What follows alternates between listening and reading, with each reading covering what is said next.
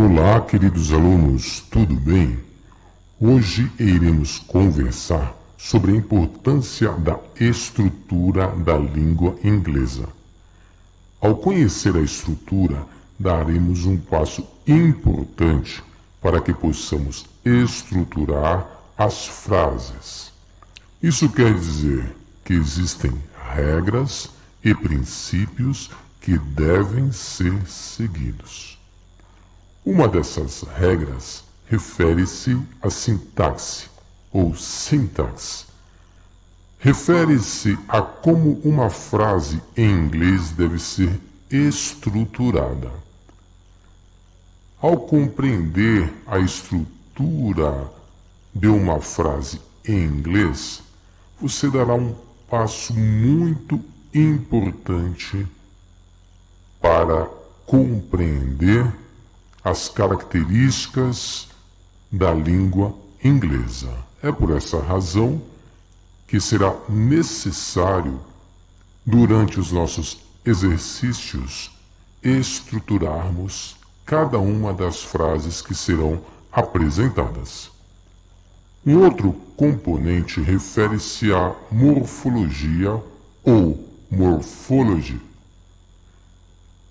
que significa como uma palavra deve ser escrita. Você deve ter reparado nos exercícios anteriores que solicitamos a você consultar o Google Tradutor. Para consultar, era necessário que você escrevesse as palavras. Portanto, o que estávamos fazendo era um exercício meramente morfológico. Um outro componente importante é com relação à fonologia ou fonologia, que é como uma palavra deve ser pronunciada. Você também fez esse exercício um tempinho atrás. A nossa preocupação com a pronúncia da palavra e o Google Tradutor também te ajudou neste procedimento. Observe o exemplo abaixo. I like spaghetti. I corresponde ao subject, ou seja, sujeito. Like corresponde ao verbo ou verb. Spaghetti corresponde ao substantivo, mais conhecido como noun, aqui presente. A frase como um todo corresponde à sentença. Eu gosto de espaguete. No inglês, devemos ler desta forma aqui. I like spaghetti. Repita, por favor. Portanto, esta frase é composta por todos esses elementos: o subject, verb, noun e sentence. Vejamos um texto que deverá ser lido apenas ao final deste exercício. Você fará a tradução e identificará alguns componentes, portanto, nós vamos avançar no entendimento da estrutura da língua através de outros exemplos e depois voltamos para este texto. Veja um outro exemplo interessante para quem está iniciando o estudo na língua. He reads many books. Ele lê muitos livros. He corresponde a ele, é, portanto, subject. Reads corresponde ao verbo. Esse verbo tem um S no final. E isso é em função do pronome utilizado. Se for he, she ou it, o verbo geralmente terá que ser acrescentado por um S ao final, como aconteceu com o verbo to read, que corresponde a ler. Many books. Books corresponde a noun, que é o substantivo, e a frase como um todo corresponde à sentença. Portanto, esses são os componentes estruturais desta frase: He reads many books. Repita, por favor. Vamos conhecer na frase abaixo um novo item. I like spaghetti for dinner. Nós temos a frase como um todo denominada sentence. I corresponde a eu, portanto é subject. Like corresponde ao verbo gostar. For corresponde a preposition ou preposição.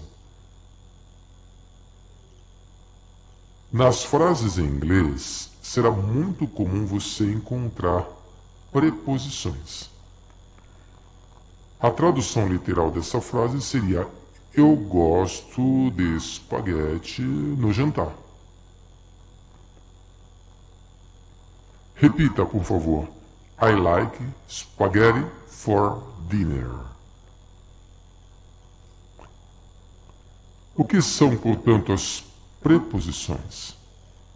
Iremos nos deparar com várias delas na estrutura das frases. Portanto, prepare-se para se adaptar a algumas destas. Elas são representadas por mais de 100 expressões, mas nós apresentaremos apenas algumas, como a preposição in, at, for, behind, until, after, since, of, during. Repita, por favor. In, at, for, behind, until, after, since, of, during. Muito bem, temos aqui algumas frases. It was difficult to sleep during the night. Estava difícil dormir durante a noite. Temos aqui o was, que é o passado do verbo is, que corresponde a é.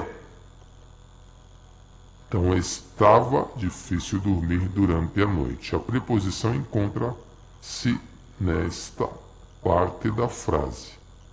Aqui nós temos o verbo to sleep.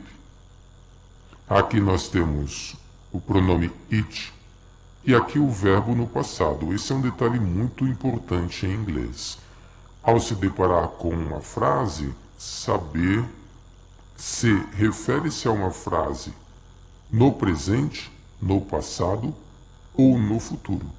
Tendo a expressão was, ela será naturalmente uma frase no passado. It was the worst storm since the 1980s.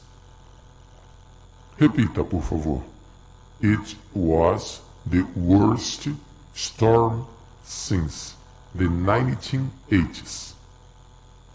Repita de cima. It was difficult to sleep during the night. Aqui nós temos o pronome it, o verbo is no passado, que se transforma em was. Foi a pior tempestade desde os anos 80. Então, since corresponde a desde, e é por essa razão denominado uma preposição, tal como a expressão during.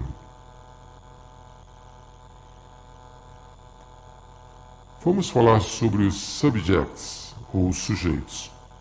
Nesta frase, o sujeito é the teacher. The teacher told the class to sit down. O professor solicitou que a classe ou que os alunos se sentassem. Temos aqui um verbo to tell, que é contar, que é pedir, no passado. Então o verbo to tell, T-E-L-L, ele sofreu uma transformação. E quando acontece isso, denominamos este processo de verbo irregular, porque o verbo sofreu uma transformação significativa. Portanto, esta é uma frase também no passado.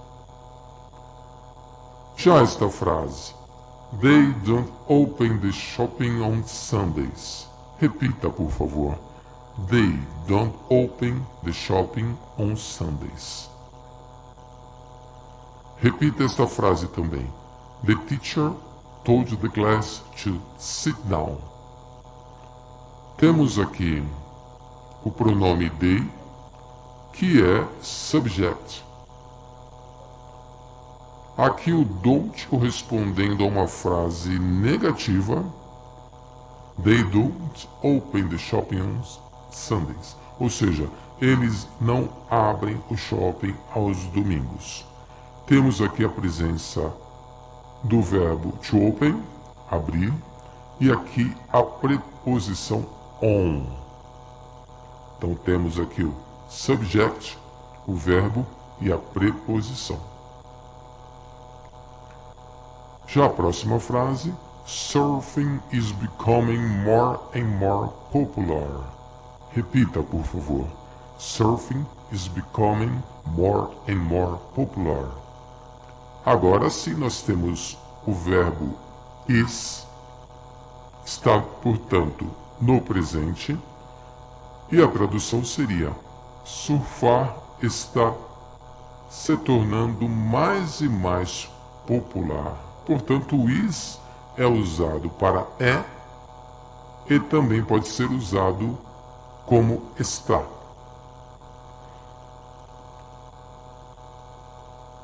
Ao finalizar uma palavra com a expressão ing, sempre que você observar uma palavra com essa expressão no final, refere-se a uma palavra com sufixo, geralmente aplicado nas frases de present continuous.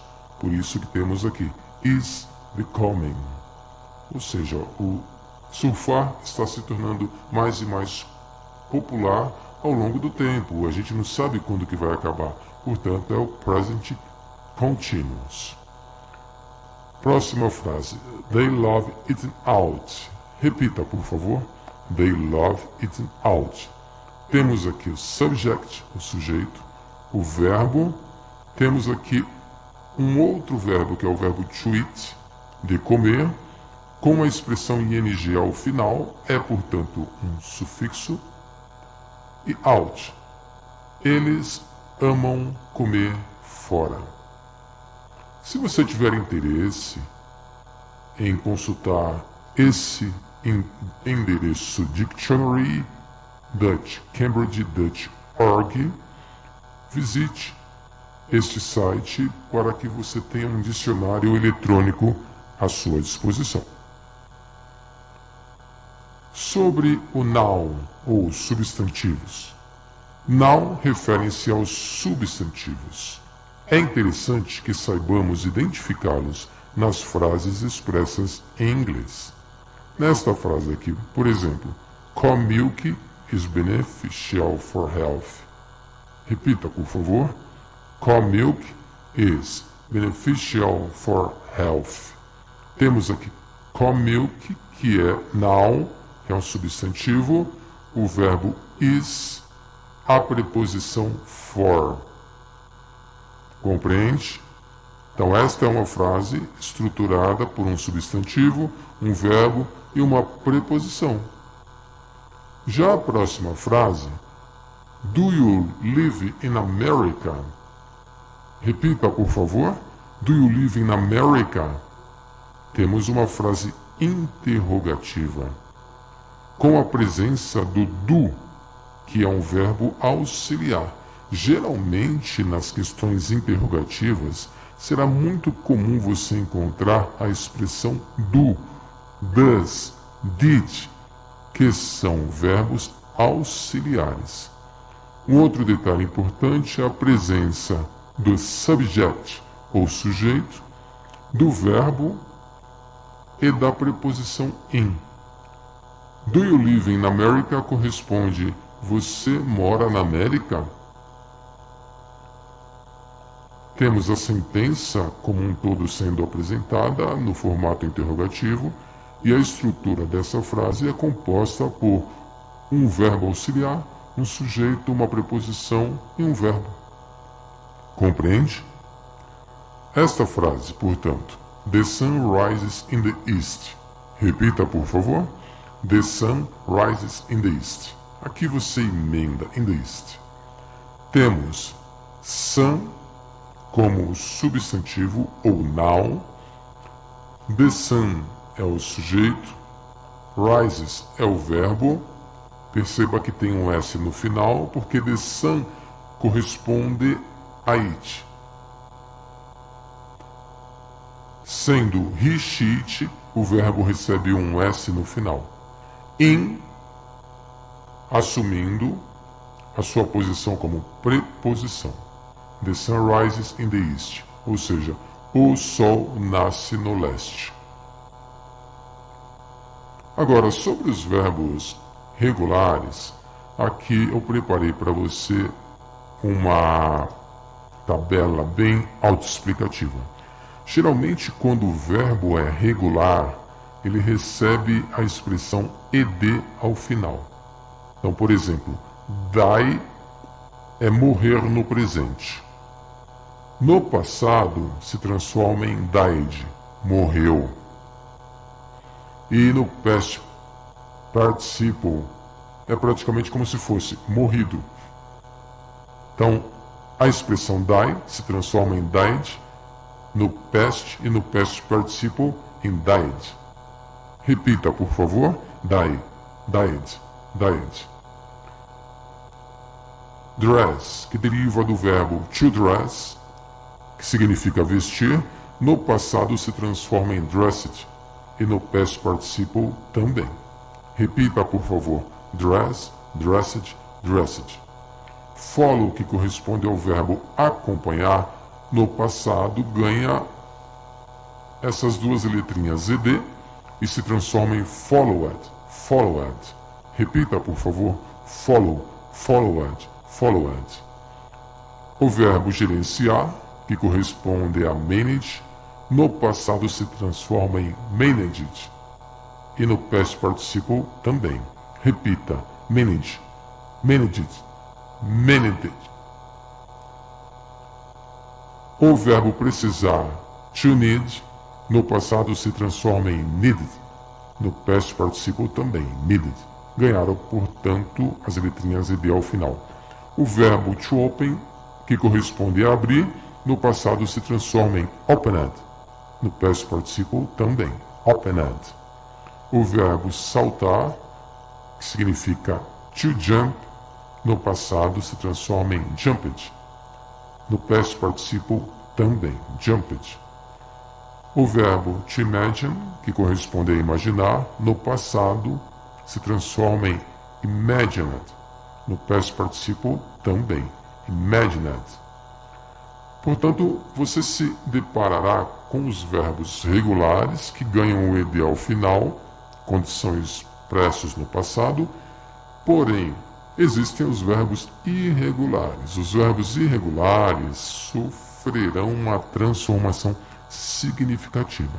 Aqui temos alguns exemplos. O verbo tornar, to become, ou tornar-se, no passado se transforma em became. Become, became, become. No past participle ele volta a ser become. Repita. Become, became, become. O verbo comprar, que corresponde a to buy, no passado se transforma em bought, no past participle também, bought. To buy, bought, bought. O verbo sentir, que se pronuncia to feel, no passado deve ser pronunciado como felt, e no past participle também, felt. Feel, felt, felt. O verbo começar, to begin, no passado se transforma em began e no past participle em begun. Begin, began, begun. Repita, por favor. Begin, began, began. O verbo encontrar, to find, no passado se transforma em found e no past participle também. Find, found, found. O verbo voar, to fly, no passado se transforma em flew e no past participle em flown. Fly, flew, flown. O verbo encontrar, to meet, no passado se transforma em met e no past participle também. O verbo crescer, to grow, no passado se transforma em grew e no past participle em grown. Então esse é o cuidado que você precisa ter ao pronunciar certos verbos no passado.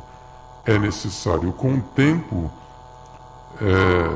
se acostumar com a característica de cada verbo que será apresentado nas frases.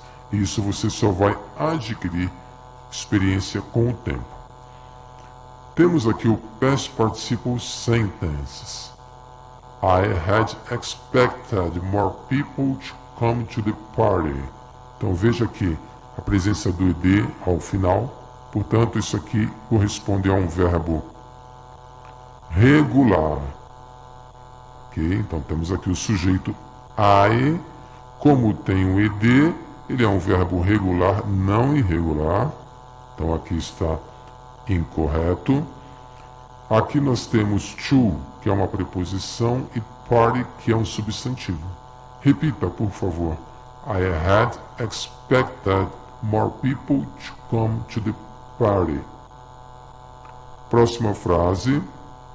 I have parked. Veja que tem a presença de um ed ao final. Portanto, apesar de estar escrito o verbo irregular, ele é um verbo regular, como explicamos na página anterior. Tá? Então isso aqui nós só colocamos para confundir a sua cabeça. Teve ed é verbo regular. Aqui nós temos o I, que é o sujeito, a preposição in na composição da frase e garage, que é o substantivo. I have parked the car in a nearby garage. Repita, por favor. Próxima frase. I have found the answer. Temos aqui o sujeito I. Aqui sim, né, é o verbo irregular, porque o verbo encontrar seria to find. No passado, found. Então aqui está certo este verbo ser denominado como irregular. Os anteriores não. Por quê? Por causa da presença do ed. E aqui, answer é o substantivo. Você também encontrará sempre em algumas frases, em alguns momentos da sua leitura da língua inglesa, o verbo to have. To have, que significa ter. Aqui ele se transforma em had, ou seja, eu tinha. Aqui eu tenho. E aqui também eu tenho. Neste caso, encontrado a resposta. Aqui, eu tenho estacionado o carro próximo à garagem. Aqui, eu tinha a expectativa de mais pessoas na festa. She has spoken to the teacher. Então temos aqui a presença do verbo to have agora no presente. Ela tem falo com o professor. Então aqui é verbo irregular porque o verbo falar é to speak. Porém, aqui ele sofre uma transformação para spoken. Ou seja, a frase está no presente. Ela tem falo com o professor. Ok? Então, o verbo to have, ele vai sofrer essas variações. Ele pode ser to have, ele pode ser had se for passado, e aqui she has, no presente. É o tempo verbal que estamos enfatizando. Agora vamos para o estudo dos pronouns, ou seja, pronomes. Referem-se a expressões que substituem os substantivos. Vejamos alguns exemplos. E aqui nós vamos praticamente finalizar a nossa aula de hoje. Todas essas expressões aqui são pronomes. I, you, he, she, it, we, you, they. Esses são os pronomes relacionados aos sujeitos. I, eu, you, você, he, ele, she, ela, it, isto, we, nós, you, você, they, eles. Geralmente, esses pronomes são alocados no início da frase, como por exemplo, I love you. Aqui você identifica o pronome I. É, portanto, subject. Mas existem também os pronomes pessoais, objetos, que correspondem a me, you, him, her, it, us, you e them. Geralmente, esses pronomes objeto são utilizados ao final das frases. Aqui temos um exemplo, uma frase interrogativa. Do you love me? Então, me é um pronome pessoal objeto e não um pronome pessoal sujeito. É por essa razão que ele se encontra ao final da frase, enquanto subject, o pronome sujeito no início da frase. Então isso será muito comum também de você se deparar com expressões com essas características. Os pronomes geralmente são pessoais, singulares ou plurais, na primeira, na segunda ou na terceira pessoa. Portanto, na construção das frases, você deverá ter muito cuidado em utilizar esses pronomes, porque não seria correto você dizer assim, me, I love you. Não faria nenhum sentido. É por essa razão que nós utilizamos I love you, ou seja, eu amo você. E neste caso aqui, você me ama. E dessa forma nós finalizamos este tutorial de hoje, um tutorial mais explicativo. E agora, ao final, eu gostaria de dar uma tarefinha para você fazer durante a semana, que é a tarefa que corresponde a este texto aqui presente. Eu gostaria que você fizesse o esforço de traduzir todo este texto, fazendo uso, portanto, do Google Tradutor para encontrar o significado das palavras e, ao mesmo tempo, conhecer como essas palavras são pronunciadas. Esse será, portanto, o único exercício da semana. Espero que você tenha gostado e até o próximo tutorial. Muito obrigado!